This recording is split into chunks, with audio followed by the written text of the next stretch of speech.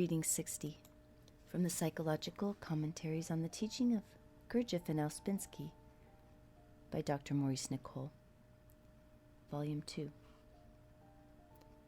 Berlip, February 10th, 1945. The Doctrine of Eyes. 3. Commentary on remarks made about the Doctrine of Eyes. 2. For a long time, we all tried to base this work on our own self-evaluation instead of on the evaluation of the work itself. We try, as it were, to add the work on to what we are already. This is building on the sand, to use a metaphor from the Gospels. No one can add the work to what he is at present, because that would be starting from nothing real. The work can only start from what is genuine. Therefore, it obviously cannot start from what belongs to false personality. No one can eventually take the work on the surface of himself, that is, on the side of personality. But at first, it cannot be helped. When the meaning of the work penetrates more deeply, we realize that we cannot take it as something just added onto the surface of ourselves. The work is a radical thing that seeks to alter us radically in ourselves. Something was said about lying in a recent paper. Some eyes are more sincere, and some eyes are less sincere in regard to the work, and most eyes hate it. A person may take hold of this work purely from personality without seeing its deeper implications. Then he regards it as an alternative to life and sees the work as being against life, and in fact sees it as an opposite to his ordinary life. He will then never understand that life can become his teacher. He will think merely that to be in the work he must somehow or other give up his life and, as it were, go into a monastery where he gets rid of external life. But this is not the idea of the fourth way, which lies in life and is applied, if it is applied, to oneself in the midst of life. The work says nothing about giving up life, but it speaks a great deal about changing your relationship to life, that is, to your life personality, to yourself in life and to others. Supposing that through self-observation you begin to notice that you have eyes in you whose ambitions and motives you begin to dislike. Quite suddenly, you come to the point of understanding what the work is about. That does not mean that you have to give up life. It means simply that you begin to approach life from a different viewpoint. You may, in fact, do everything better in life than you did before. You become more careful, not only towards life, but towards yourself. Your karma begins to change from that moment. The work very rarely speaks of karma. Karma is the tangle of cause and effect that you lay down in yourself by your actions. The idea of karma is introduced into the work in connection with the laws we are under. The work says to begin with that we are under the law of accident, or the law of fate, or the law of will, but it adds later on that we are also under the law of cause and effect, which comes between the law of accident and the law of fate. If a man could do what he does consciously and without identifying, he would change his karma. That is, the line of personal cause and effect in his life. He would then begin to pass under the law of his fate, which is a deeper cause and effect. And by changing his essence, he might come to the point of changing his fate and begin to come under the law of will. Of course, if we would will this work and all that it teaches, we would transcend the law of accident, the law of cause and effect, and the law of our fate. The law of our fate is determined by the quality of our essence. In essence lie stored up things we know nothing about that belong to previous recurrences. You know that if essence is changed, we do not have the same life again. But if essence remains the same, whatever personality we build up for ourselves in life, we are destined to the same cycle of experiences due to the level of our essence. We will attract the same life more or less and be subject to the same trials and tribulations, the same difficulties, in fact, the same life. The idea is quite simple to understand. It means simply that what you are really, most fundamentally, will always attract the same experiences because you will them unknowingly. The object of the work is to change essence itself, where real will lies. If you have no power of self-observation, if you cannot see through your eyes, if you take yourself for granted, you will not change your essence. Supposing you go with eyes in your false personality and all the hopeless tangle of inner accounts that they make. If you have always wanted comfort or fame or wealth or praise, you will naturally have, as opposites corresponding to these four things, a horror of misery or obscurity or poverty or blame.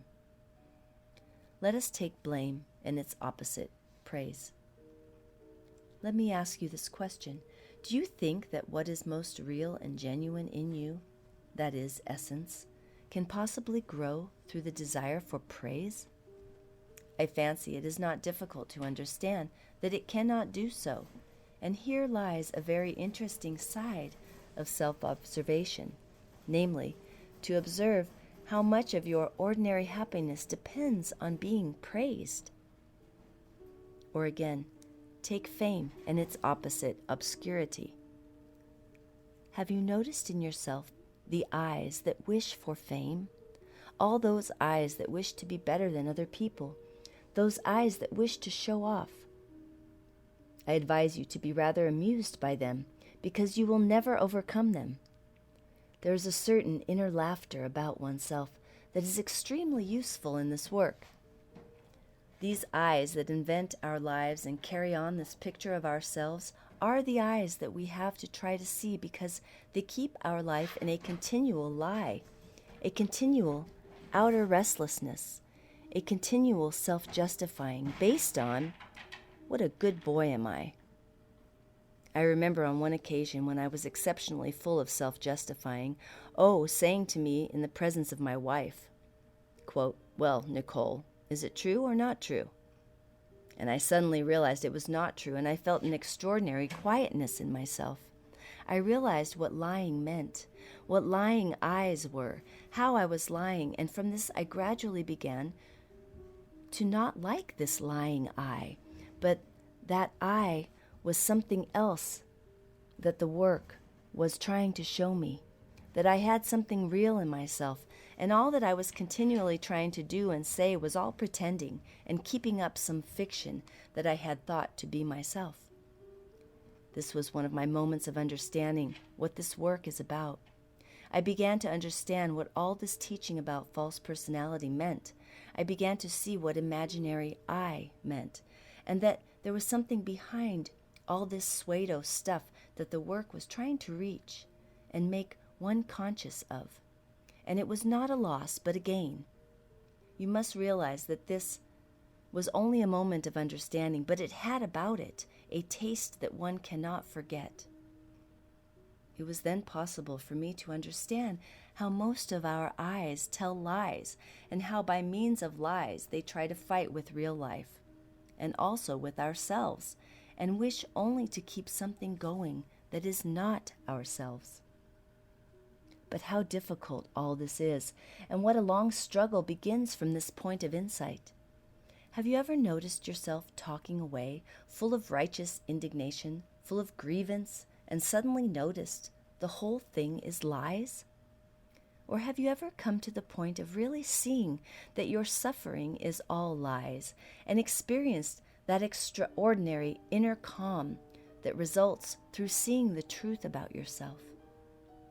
Because just as all lies make us restless, so does truth make us calm and at peace with ourselves. Here we all are marching into life surrounded by false and lying eyes, eyes that pretend, eyes that are full of invention of ourselves and deception and deceit, and we meet other people in a similar situation, and we expect to get into contact with them or understand them, or, more horrible still, to help them to save their lives. Is it not really rather laughable? Is it not a case of the blind leading the blind? For this reason, it is so necessary to see eyes in ourselves and see how they lie. Just go with one of those invented eyes for a moment and let this eye talk, and in a moment all is in an uproar inside you, and before you know where you are, you probably have identified with this eye. You have said I to it, and it has you in its full power, and you rise from your chair and go and see the person concerned, and just say all that this I wishes to say, and perhaps all the time you are thinking you are behaving consciously. Now, this work says we must try to live more consciously both towards ourselves and other people, and the way to begin to do this is to become conscious of our eyes, especially our negative eyes. How wonderful it is to be in a state of consciousness in which you can see eyes wishing to behave in a certain way or to say certain things, if the power of the work is such in you that you avoid them and do not say what you could so easily have said mechanically. And even although these eyes are thinking in you, you have the power of not going with their thoughts, because you have other thoughts that are stronger coming from the work. And how often in this connection you may be able to do it for a short time, but afterwards, when you are more asleep, these eyes that you refuse to go with come back suddenly and attack you, and you write a letter, or you ring up, or you go and see the person, and the whole matter is as before, and you add to the chain of your karmic cause and effect. Yet, because you have separated from these eyes for a short time, things may not be quite so bad, especially if while they are discharging themselves, you have a sense of dislike of them, a consciousness of them, even when you cannot control them. This is the whole point, this slight disbelief in them. This is the beginning of separation from them. And then, after a time, when you become more experienced in the work, you discover you have to do many other things before you have paid enough by effort to escape from the power of such eyes that wish continually to keep your life down to one level. You may find you have to work on something quite different. Your laziness, your lack of power of concentration, your lethargy in taking in new impressions. You may find you have to make efforts about all sorts of small things you have ignored. You may find you have to learn something that you ought to know, such as not to forget your umbrella, as O once said. The reason is that everything hangs together in our psychology and its makeup. Everything that widens us helps in our general work on ourselves. In the fourth way, we are supposed to be able to understand all sides of life to some extent, to know something about everything, not to be ignorant people. The work says we must work against ignorance in all its forms. All esoteric teaching says this. If we live in a few small parts of centers, our basis is wrong. We are too narrow, and then work will be very difficult. A narrow, jealous matter, full of envy. The work is supposed to broaden us in every sense and to make our whole view of life broader and more intelligent. Working from too narrow a basis is not likely to lead to any results. Mr. O once said, quote, "What is the good of your trying to study the special knowledge of the work when you have no ordinary knowledge that can be got from life?" End quote. At the time, he was speaking about balanced man as the first stage to aim at. That is, the man whose centers all have some development through effort, and he was emphasizing how in the fourth way, which lies in life, people must know about life, know everything they can about what is going on, so that they can take in impressions from all sides of life.